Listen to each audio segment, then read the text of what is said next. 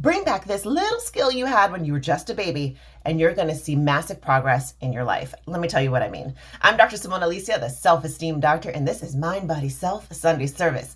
5 minutes that'll change your life. We are here to come together, not separate. So we're going to talk about all things divine, whether we call it higher self, inner being, God, or source.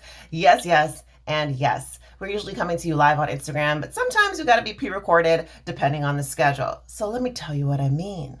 When you were a baby, you literally wanted to walk and talk, and you had to crawl first, and all these things you wanted to do.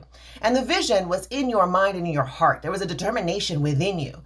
But here's the thing. When you started, you did not get external physical evidence that you were going to do it right? Like starting to talk.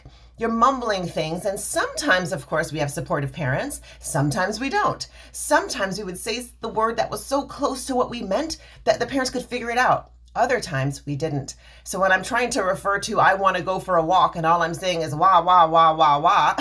And the external environment, people are giving me water. I'm not getting what I want. And I'm like, why can't I get this right? In that beautiful baby stage, I didn't say, well, forget it, I'm never going to talk again. Just kept going and kept going and kept trying and kept on insisting that the vision I had in my mind was going to come to fruition. Same when it was time to start crawling. I'm just trying to pick my little body up off this bed, off this surface, and just move around some kind of way.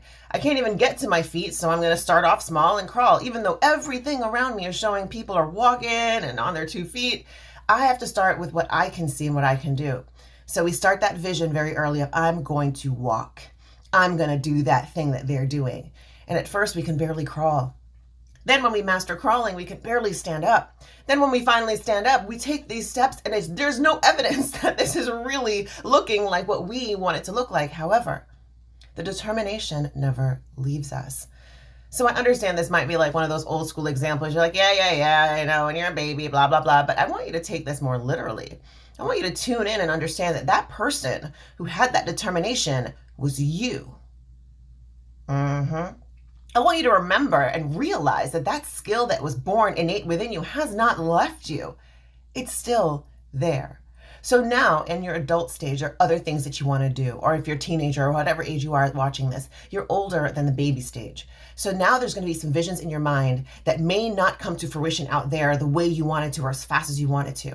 Or as you're working towards something, you're not seeing the evidence in your external environment that this is happening or working at all, or anytime soon at least.